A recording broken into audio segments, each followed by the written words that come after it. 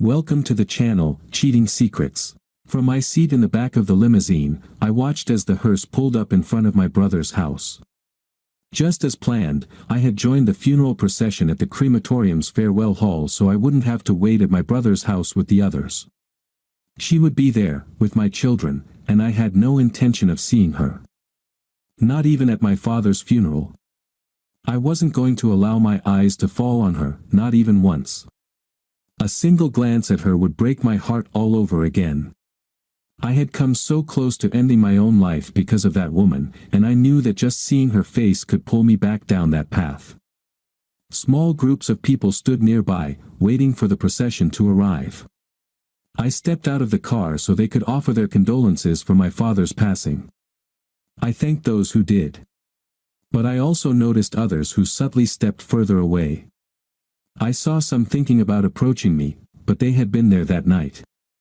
I had told them exactly what I thought back then, and when their eyes met mine now, they changed their minds. Then suddenly, my two beautiful young daughters, Gemma and Elaine, rushed to hug me, telling me how much they loved me and how much they had missed me. I cried as I held them both. It had been over a year since I last saw them. I told them how deeply I missed them, and, as always, they asked why I had to live in Australia. Why couldn't I live at home with them and Mommy? I was stunned that my ex-wife still hadn't told them why I left. I had never told them the reason myself. I thought that if I spoke about their mother's behavior, it would seem like I was trying to turn them against her.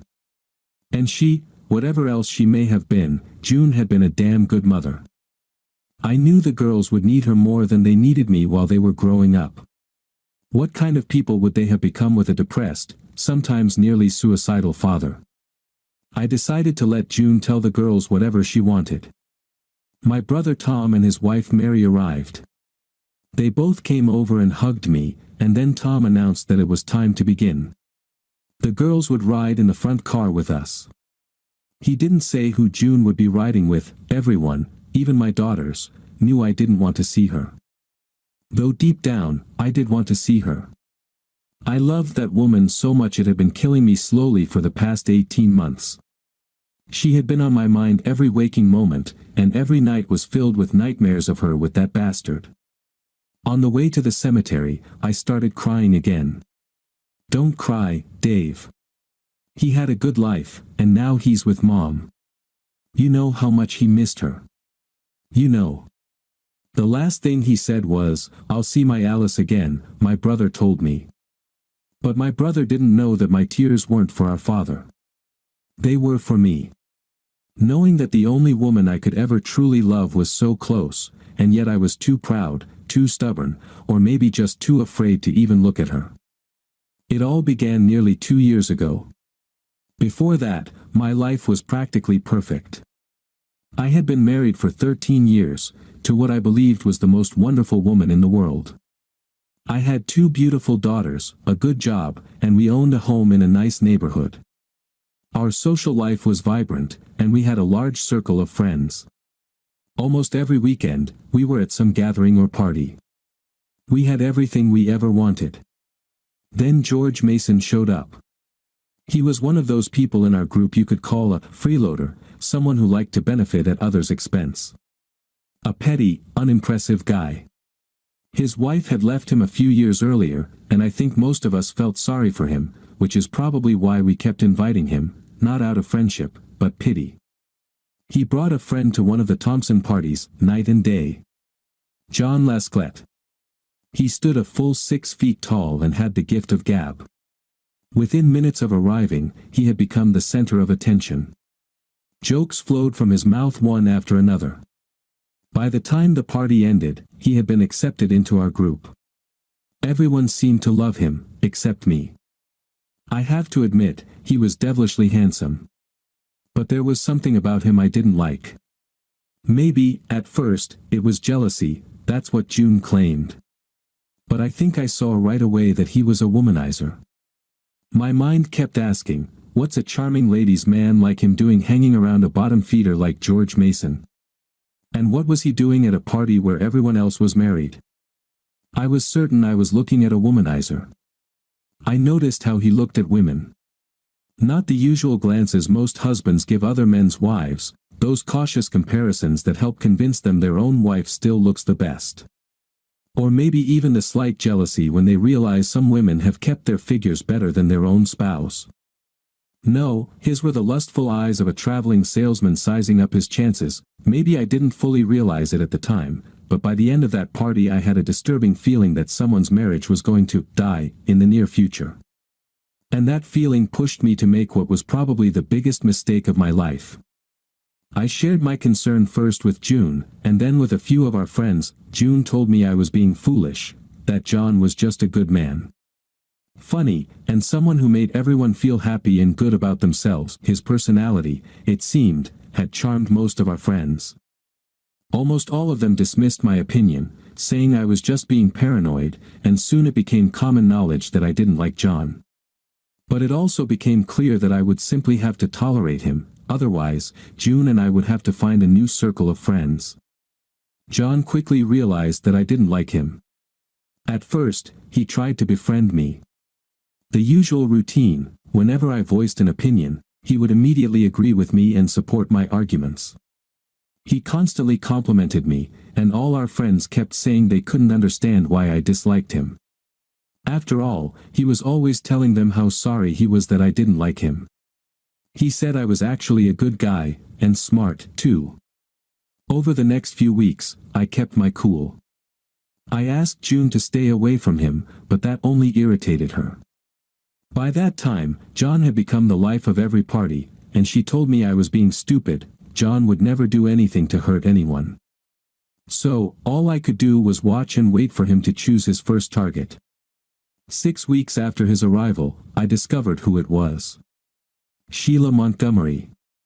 George Mason, who had recently bought a video camera and was driving everyone crazy with it, recorded almost everything that happened at our gatherings. I also began to suspect that George was more than just a friend to John Laslett. George's camera seemed to spend most of its time focused on John and whatever woman he was talking to, or, in my opinion, flirting with. I noticed that John had become quite syrupy with the women, especially on the dance floor. But that evening, he seemed to pay just a bit more attention to Sheila. I felt compelled to mention it to her husband, Bill. He simply said I was overreacting.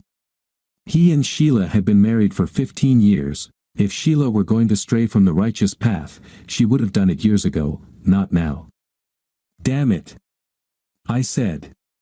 Don't you get it? This is exactly the kind of moment when a woman is most likely to stray. Sheila is a beautiful woman. If she thinks her figure is starting to go, she might feel like she's losing her ability to turn heads, and guys like Laslett are already halfway there. All he has to do is boost her ego just enough, and she won't even realize she's being seduced. Not until she ends up in his bed. Don't talk such damn nonsense, Dave. I know my wife. She's not the kind of woman who'd just jump into bed with some guy. Not her. Frankly, I find it downright insulting, to both her and myself, that you'd even suggest she would. After that, Bill refused to speak to me. I had no choice but to back off and never bring it up with him again. It wasn't until a month later that Montgomery suddenly left. Rumors spread that they had such a huge fight, people on the street could hear them yelling. Then a "for sale" sign appeared in front of their house, and they were gone. Everyone noted that they didn't say goodbye to anyone, and it turned out they hadn't told anyone where they were going.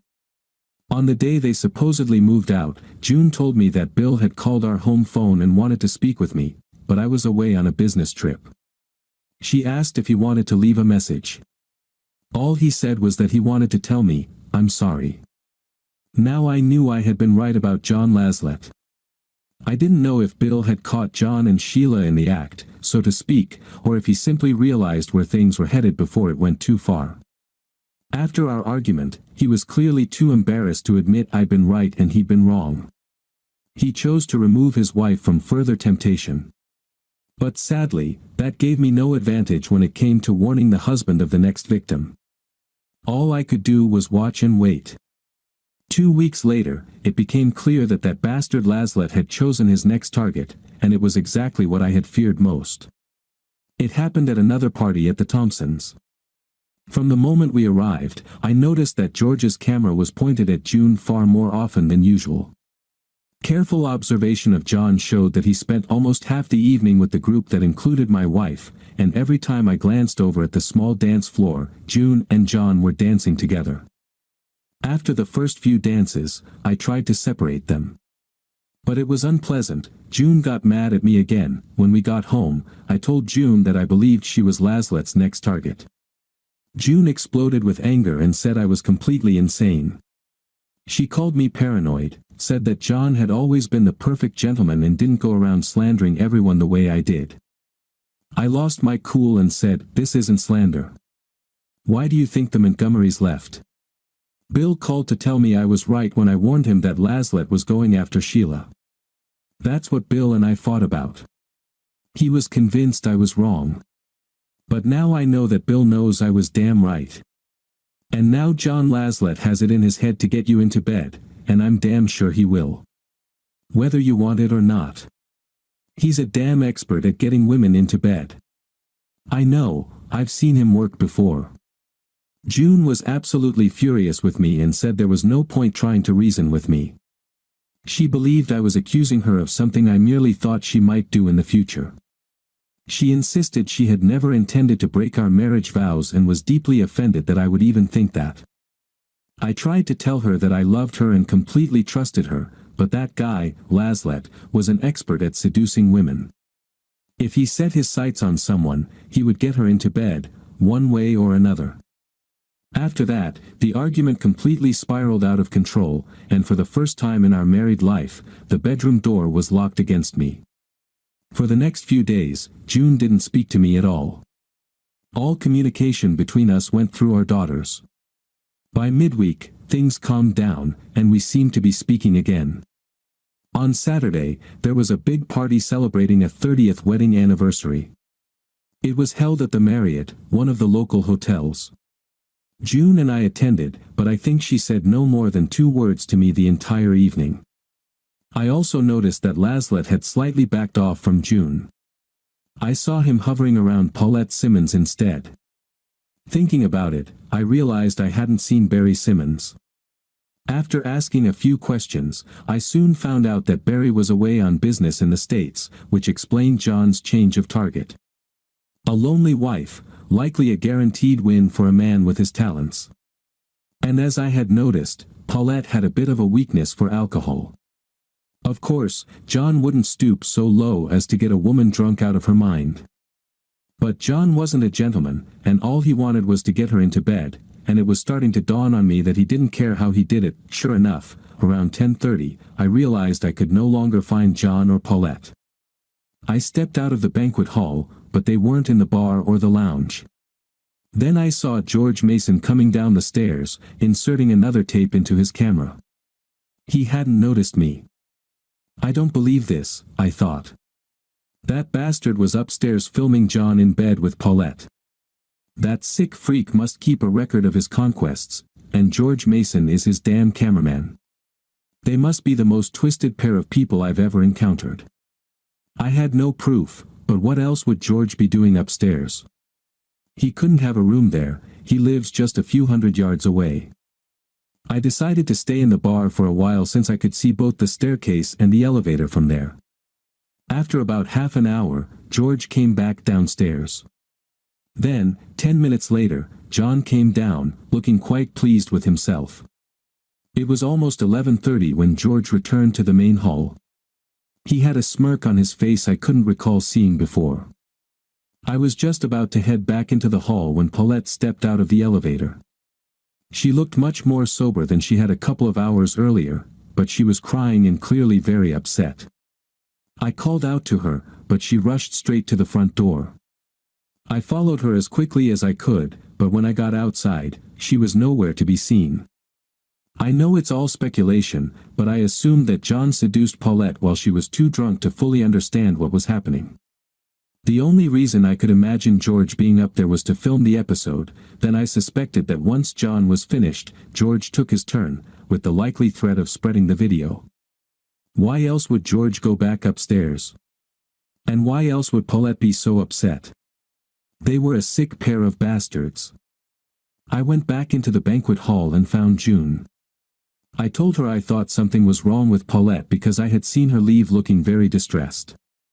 I said that since Paulette was home alone, Barry being in the States, I thought we should go to her house and make sure she was okay. I didn't mention anything about John or George, because I knew the moment I said John's name, June would blow up at me. I was hoping that Paulette would tell June what had really happened, and that would put my worries to rest. Unfortunately, either Paulette wasn't home, or she was so upset that she didn't answer the door. We knocked and even called through the mail slot, but got no response. On the way home, I kept telling June how concerned I was about Paulette and made her promise to reach out to her over the next few days. Every night when we got home, I reminded June about Paulette. But June said she hadn't had any luck getting in touch with her.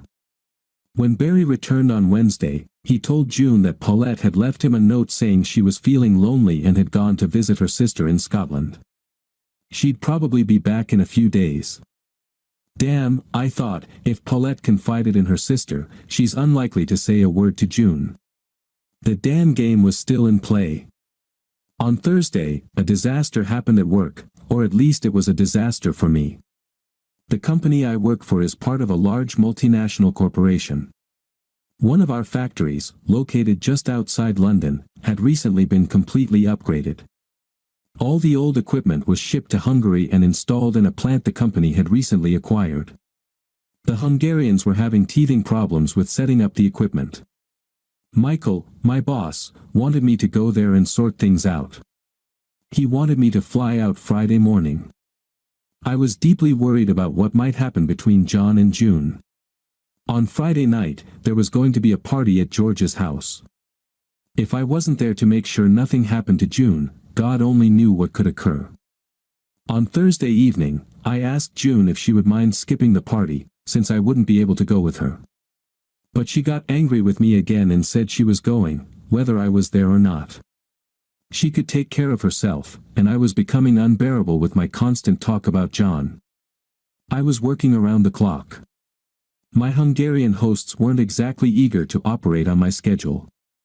But I had a mission. I had to be back in London by Saturday evening, come hell or high water. I called June every day and told her how much I missed her. She said she loved and missed me too. We didn't bring up our arguments, and by the end of the week, June was even telling me what we'd be doing in bed when I got back. Things seemed to be improving, maybe the time apart had given her space to think. By Friday, everything looked like it would be in order by Saturday morning, which meant I could make it back in time for Bill Thompson's party. On Saturday morning, the factory was running like clockwork, and I was driven to the airport. But then disaster struck. My flight was first delayed, then cancelled. There was no way I could get home before Sunday.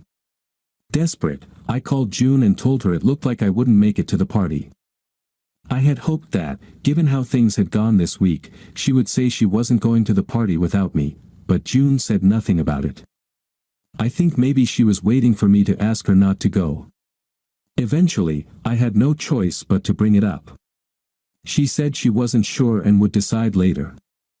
I told her I'd prefer if she skipped it, but that the decision was up to her. I stepped out of the phone booth feeling deeply discouraged. For some reason, I was convinced that this night could be the last night of my marriage. I think I'd reached the end of my rope. If I kept trying to push her away from John Laslett, I'd just end up driving her away from me. Now it was in her hands. If she ended up in his bed, then our marriage was over. I was stuck hundreds of miles away, and there was nothing I could do about it. Some time later, I heard my name called over the public address system. It was a phone call from Michael. Apparently, he had told the Hungarians that if I had any travel issues, they were to inform him immediately. On the call, he told me that a seat had been booked for me on the next flight to Paris.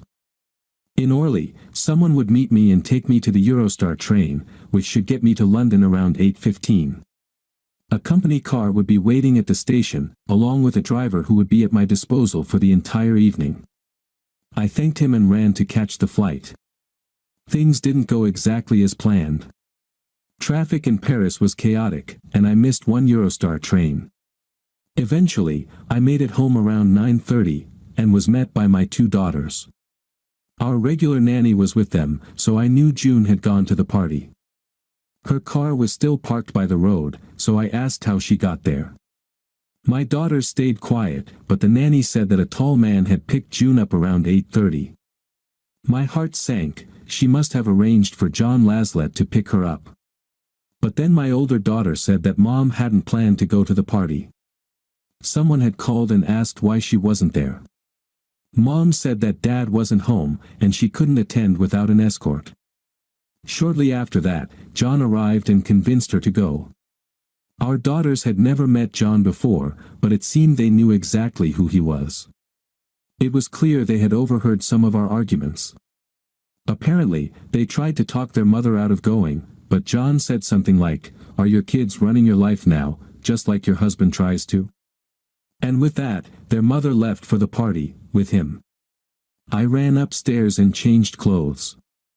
When I came back down, my driver, who had originally arrived at the house with me, was already sitting in the car, waiting for us to leave. We headed straight to the Marriott, and exactly at 10 o'clock, I walked through the door. I entered the hall and looked around for June, but she was nowhere to be seen. I began to panic and started asking everyone if they had seen her. People seemed wary of me and said nothing, until someone finally told me she had gone outside with John because she had had too much to drink. That's it. Completely losing control of myself, I yelled at them, "Too much to drink? Are you kidding me? You assholes know June never drinks too much. That bastard Laslett drugged her and now he's probably having fun with her somewhere while you're all busy kissing his ass to see him for what he really is."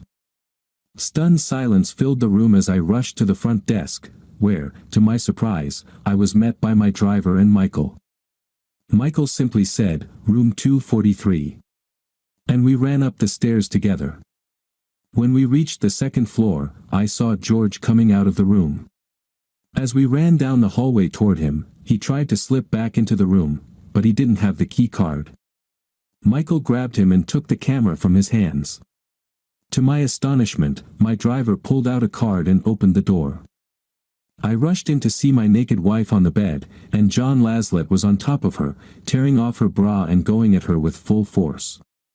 At first, neither of them seemed to realize we had entered the room. I was across the room in an instant. I remember grabbing Laslett by the hair and yanking him off my wife. Then came the most intense pain in my left arm, and Laslett was suddenly on the floor. I vaguely heard June screaming something, but I couldn't make out the words. I clearly remember landing a few solid kicks on Laslett.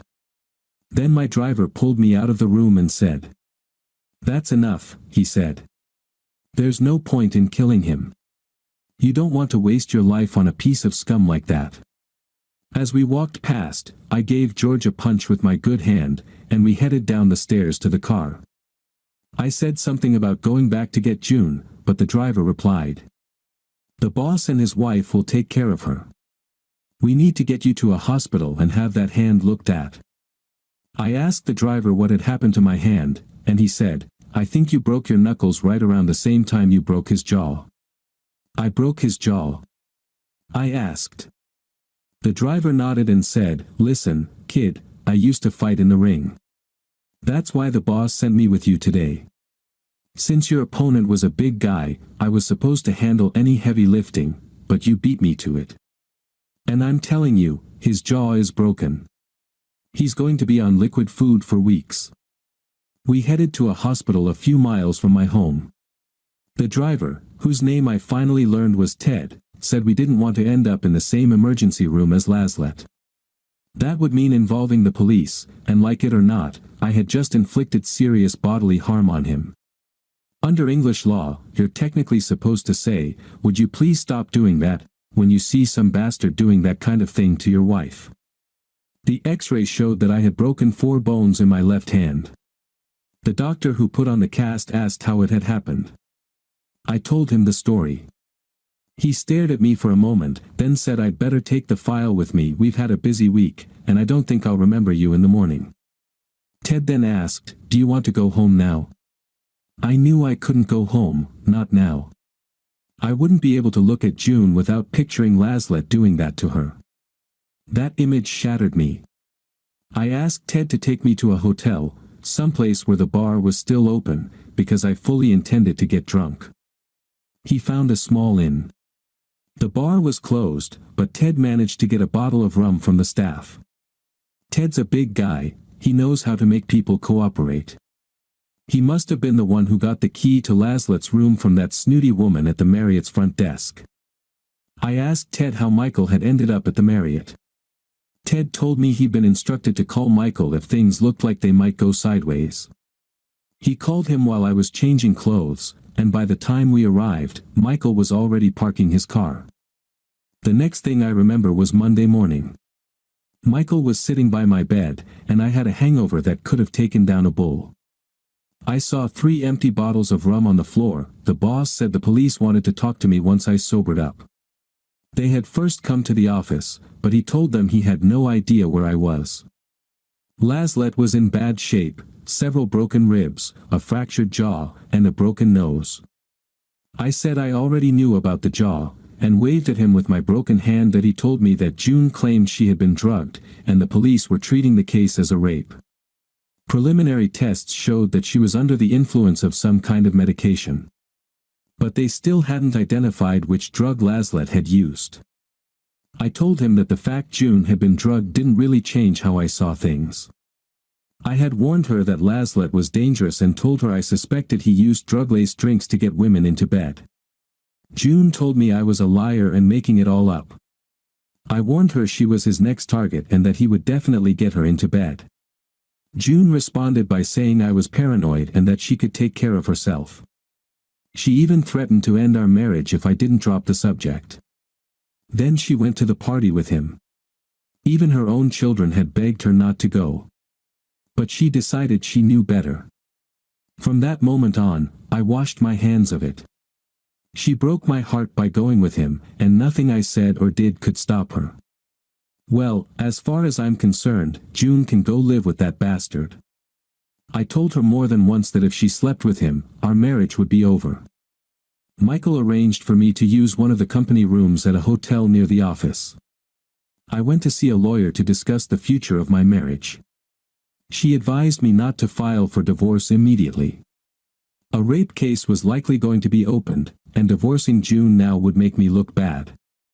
The best option, she said, was to separate. Let things simmer for a couple of years, and then June could file on the grounds of irreconcilable differences. June hired a good lawyer of her own, and he advised her not to bring up divorce either. He knew that the fact she had been raped would carry weight in court.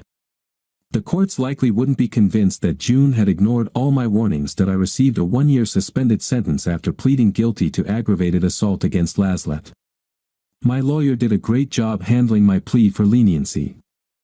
I stayed in the company's hotel room for several months. Through our lawyers, it was arranged that June would bring the girls to my brother's house on Saturday mornings. I would pick them up after she left. Usually, Ted and his wife would take them back to what was now June's home on Sunday evenings. Ted had become a good friend to me. I thought it was better if I never saw June again. Some people thought I was being strange. If I loved June, why couldn't we just talk things through? I would answer, I did everything I could, talking, pleading, for months before that night. All I had accomplished was making June threaten to leave me. There was nothing left for us to discuss. A few months later, I realized I had to leave immediately. At my request, Michael arranged for my transfer to our subsidiary in Australia.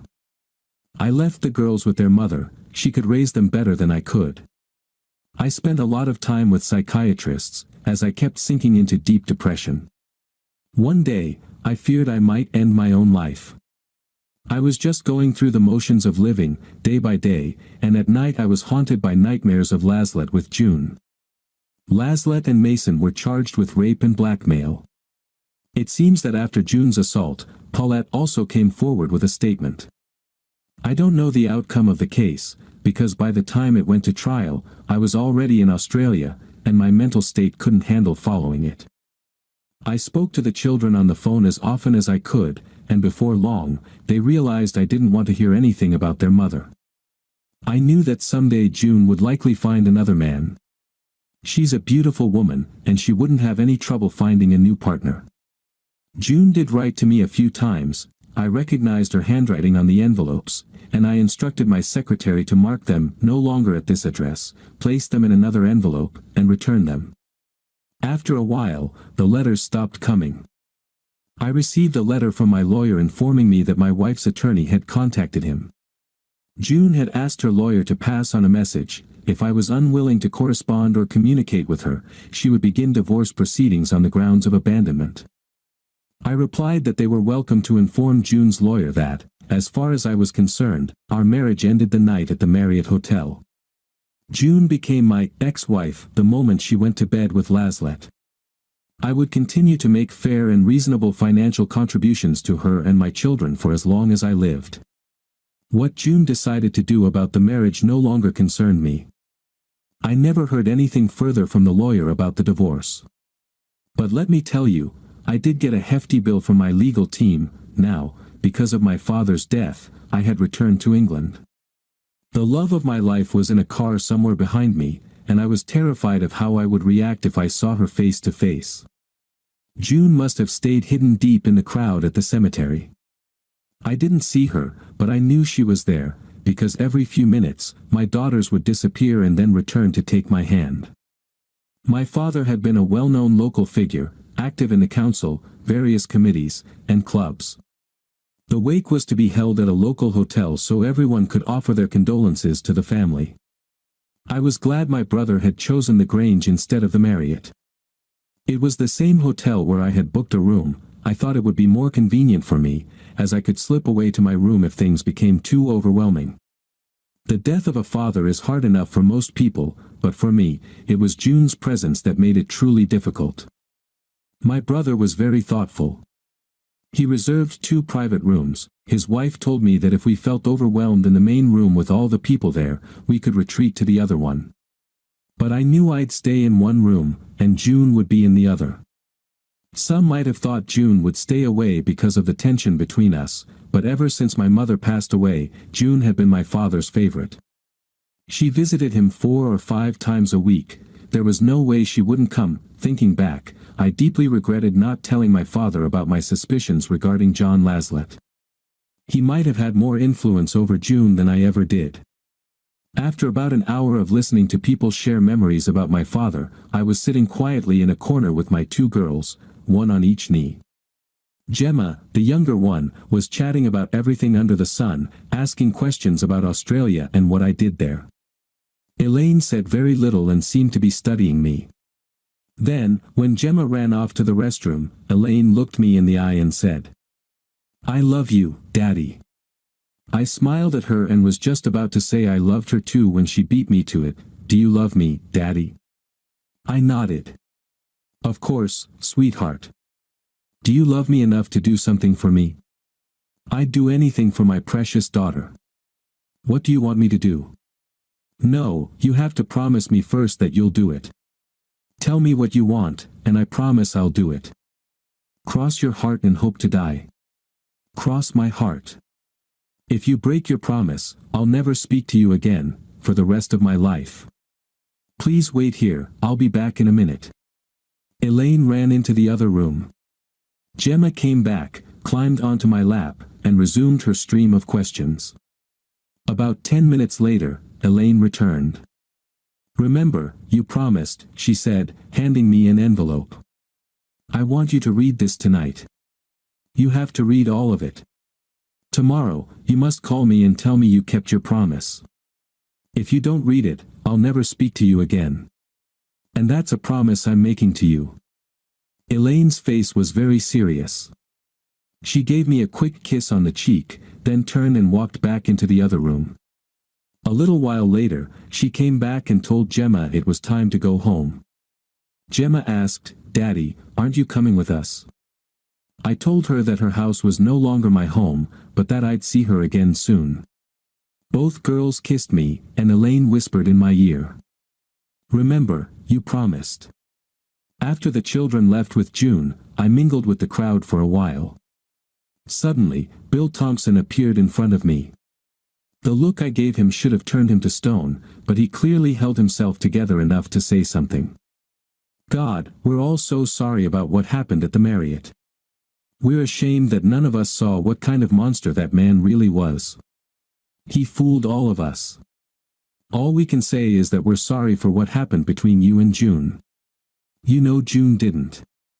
As soon as he mentioned June, I turned and walked away. I told my brother and his wife that I'd had enough, and went to my room for a while. In the room, I lay down on the bed and realized just how exhausted I was, having arrived at Heathrow that morning after more than 20 hours of flying. I think it had been nearly 40 hours since I last got any real sleep. Some time later, my brother poked his head in the door and said they were heading home, and that I should call him once I managed to get my body clock back in order. At 3 a.m., one of my nightmares woke me up. June, again, with him.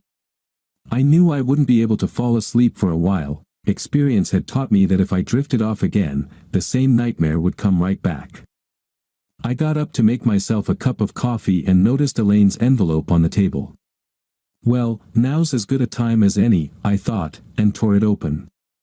Inside was a note and 2 more envelopes. The note read, "Dear Daddy, Mommy sent you these letters a long time ago, but you sent them back. Mommy said you didn't read them. She was very upset and cried a lot. Just like she cried right after you left. Mommy said you wouldn't read the letters because you're very angry with her. She said you find her disgusting and that she did something bad. She wrote the letters to tell you how sorry she is for being so awful. When I asked her why she had been awful to you, Mommy said I'm only 12 years old and too young to understand grown-up problems. She said that children only see things in black and white, and don't notice all the gray areas in between. She said that when I get older, she'll let me read the letters, and then I can tell you what they say. She said she doesn't think you'll ever come back to us. But maybe you won't be so angry with her if you read the letters." I asked if I could read them now, but she said I'm still too young to understand. I was very upset when you got angry with Mommy and left. Mommy cries every night, and that makes me cry too. She said that if you read the letters, you wouldn't be so angry with her. I took them when she wasn't looking and read them. Mommy was right, I didn't understand a lot of it, so I showed them to my friend. He said I had to make you read them. If you read them, it might make both you and Mommy happier. He didn't know if reading them would make you come back home, but he said it would help you understand how much Mommy, Gemma, and I miss you, and that maybe you could come back to England so we could see you more often. I told him you went to Australia because of your job, but my friend said you could find work in England too, if you really wanted to. I didn't understand what he meant, but he said you would. Mommy reads those letters often, mostly after someone mentions you. Then she goes to her room and cries. If she doesn't see you today, I think tonight she'll go read them again, and she'll be really mad at me for taking them. So, you have to read them, or I'll be in big trouble with Mommy. Remember your promise, Daddy. And if you don't read them, I will never, ever talk to you again. I love you, Daddy. Elaine. I don't know why, but I sensed someone else's influence in this. It couldn't have been June, because Elaine seemed worried about how she would react once she realized the letters were missing. And who was this friend Elaine trusted so much? I looked at June's letters. They were marked as numbers 1 and 2. I slowly opened letter number 1. Judging by the condition of the paper, it had been folded and unfolded many times. I wondered if June had reread what she'd written, or if she had shown it to someone else. Then it hit me, it had been Elaine who had read it over and over again. The poor child was trying to understand what had happened to her family. My dear husband, can you ever forgive me for the mistakes I made with you? My foolish pride kept me from seeing that you had seen through John Laslett from the very beginning, from the moment we met him. I couldn't believe you were right, especially when all our friends insisted you were wrong. I didn't believe you, though that's what a good wife should have done. Please, forgive me for that. I took your distrust of John as jealousy, and from that point on, I dismissed everything you said about him. I ignored all your warnings, and I even got angry with you for continuing to voice your concerns. Knowing you, and having been married to you for so many years, I should have remembered that you had never shown a single sign of jealousy. Please forgive me for forgetting the man I chose to be my life partner, the man who always put me and the children first. Please forgive me for thinking, and even saying, that you needed to see a psychiatrist. I must have completely lost my sense of reality. Your desperate attempts to warn me about John's intentions, I took them as paranoia.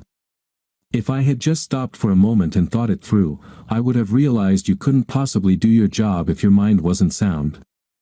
Why didn't anyone in our group see who John Laslett really was? Please forgive me for not realizing that you had figured out what happened to Paulette. I spoke with her later. She told me you called out to her that night as she was leaving the Marriott. She said she now wishes she hadn't hidden from you outside. She was so ashamed of what had happened that she disappeared and ran off to her sisters. Now I understand, you were hoping Paulette would open up to me. If you had told me your suspicions back then, I would have called you a liar. I think I did call you a liar, more than once. All I can do now is ask you to forgive me for every one of those times. I know I was doing this for several weeks before that night. My behavior put you under enormous stress. Every time you repeated your warnings about John, I lost control of myself. To my shame, there were even times when I refused you in our own bedroom. All I can do now is beg you to forgive me for that. I know you will never be able to forgive me for having sex with John Laslett. You warned me so many times that the moment I slept with him, our life together would be over. I can't even defend myself by saying that John and George drugged me. Just as you warned me, they acted exactly as you suspected they would. I suspect you know that once John had taken me, they intended to use the recording to blackmail me into having sex with George Mason. If only I had realized that your actions were driven by love, not jealousy. I have nothing more to say, only that I deeply regret everything that happened. I need to thank you for being the most loving and patient husband any woman could ever hope to have, and I will love you for the rest of my life.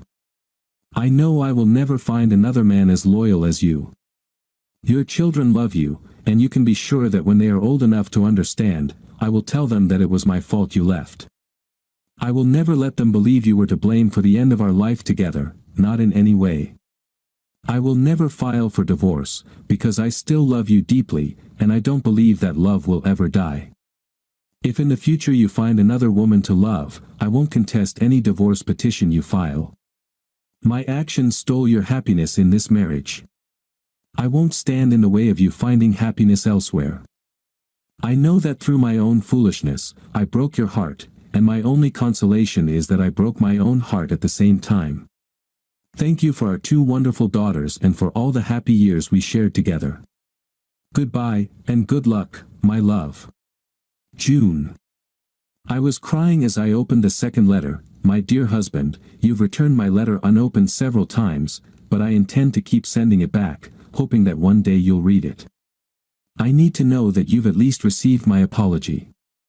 I'm writing you this second letter because I had some visitors this week. Bill and Sheila Montgomery called me. They had seen the news about the trial on television. The broadcast only mentioned the names of Laslett and Mason, but a few phone calls helped them find out who their victims were. Bill is devastated. He said he feels responsible for the rape of Paulette and me. Bill told me how you had warned him that Laslett was pursuing Sheila, and how he told you to mind your own business. Bill later told Sheila what you had said, and she was annoyed with you too. Sheila was so irritated that when she ran into John and George in town one day, she told them what you had said about them. John appeared very upset and told Sheila you had slandered him. He invited Sheila to join him and George for coffee to discuss whether or not he should sue you. Sheila agreed, and they all went to a nearby cafe. Sheila said that John went to get the coffee while she and George looked for a table. She remembered John and George discussing what they should do about the things you were saying about them. Then, she began to feel a little strange, and after that, her memory of the events failed her. I recognized the symptoms she described. John must have slipped the same drug into her coffee that he used in my drink at the Marriott. Sheila recalled being in a pub, drinking scotch. She said she couldn't understand why she was drinking scotch, she hates it. Then she had the impression she was dancing somewhere with her husband. After that, she remembered having sex with her husband. But it wasn't the kind of lovemaking they normally shared. She was doing things she had never even thought of doing. The next thing she could clearly remember was John Laslett forcing her to drink some kind of foul-tasting liquid. Suddenly, she realized she was naked and sitting on a strange bed. She panicked, became disoriented, and started yelling at John. But John hit her and told her to shut up, then forced her to watch a video. It showed her dancing with John and other men at some bar. She was behaving very inappropriately, more like an adulteress. Then the video showed her on a bed, having sex with John, and later with George. She said that in the video, she was calling both of them Bill. Whatever drug they gave her, it made her believe she was with Bill. She remembered having sex, but was convinced it had been with her husband. Sheila accused John of drugging her and said she was going to the police. He told her that the drink she had just consumed would clean out her system. If she went to the police, they would only find traces of cocaine and alcohol. He said they would label her a drunk and a coke addict. The pub security footage would show her acting in a sexually provocative way. John was confident the bartender would remember her saying she was going to have sex with her man when they got home. At the time, she was hanging on John's arm, so the bartender might have assumed she was talking about John. The alcohol would explain her behavior in the bar. The cocaine would explain why she seemed so aroused. Apparently it affects some people that way. John said there were plenty of witnesses at the bar. They all saw her walk in alone and buy herself a scotch. John arrived a little later, and she approached him. She wouldn't be able to prove that anything that happened after that wasn't of her own free will. Sheila said she couldn't understand how they had gotten her to go to the pub and buy the scotch in the first place. John and George held Sheila until nearly midnight. Then they dumped her from the car in front of her house. John told her that from now on, she would do exactly what he told her, or she'd be in serious trouble. He said he would send an edited version of the tape to her husband and her employer. Sheila told Bill what had happened when he returned from his business trip. Apparently, Bill went to confront John. But John, being a much larger man, beat him up and then threatened to upload the video of Sheila to the internet if Bill tried to cause any trouble. Bill and Sheila were so terrified of John that Bill quit his job, and they moved to Devon so John wouldn't be able to find them. Before they left our home, Bill asked me to apologize to you for not believing you. I didn't tell them that you no longer lived with me, I just said you were working in Australia for a while. God knows why they never went to the police. Maybe if you had been home the day Bill called and had spoken with him, you might have convinced him to do it. Well, there's nothing more I can say, except that I love you and I miss you. Please forgive me and come home. With all my love, June. I read June's letters over and over again. I loved that woman. Her heart had been shattered just like mine. Who the hell was I punishing by not facing her? By not staying with her and our children? Our separation meant Laslett had won. He destroyed my family. Bill Montgomery didn't throw Sheila away. He had the good sense to take her away with him so they could heal together. They have a better chance at happiness now than June or our children ever will. I let my pride destroy every chance I had at happiness. I let the bad guy win. I got dressed and went down to the dining room for breakfast, and was surprised to see Ted sitting in the lobby. I asked him what he was doing there, and he said Michael had told him to wait for me. Michael thought I might need a ride to June's house. Why would he think that? I asked. I don't know what Michael and your daughter cooked up together. But you know he's been picking up your girls with his wife every Saturday since you moved to Australia. Yesterday afternoon they were here with Elaine. I got the impression they expected you to go to June last night. I've been sitting here ever since your brother went home. Now I understood who Elaine's friend was. My God. I'm sorry, I fell asleep before their little plan could work. You'd better come have breakfast with me. Then you can drive me to the house I hope will soon be mine again. I just pray she'll take me back after how I treated her. I don't think you need to worry about that, Squire. After a hearty breakfast, Ted drove me to June's house. I asked him to wait, because I still didn't know how June would react. God, my pride made me leave her because she'd been raped. That's hardly the act of a loving, supportive husband. As I reached out to press the doorbell, the door swung open and June threw herself at me, wrapping her arms around my neck. I nearly fell over from the force of her embrace as she clung to me and tried to kiss the tonsils out of my throat. I vaguely heard a voice say, "Then I won't wait. I guess you're staying." Followed by the sound of a car starting and Ted driving away. After what felt like years, June finally pulled back and dragged me inside. God, I was so nervous, she said. Elaine and Michael told me what they did. They expected you here last night. I was so sure you wouldn't believe my letters and wouldn't come. God, I'm so sorry for. June. You have nothing to be sorry for. I was the stupid ass. I wasn't here when you needed me. I'm the one who should be apologizing.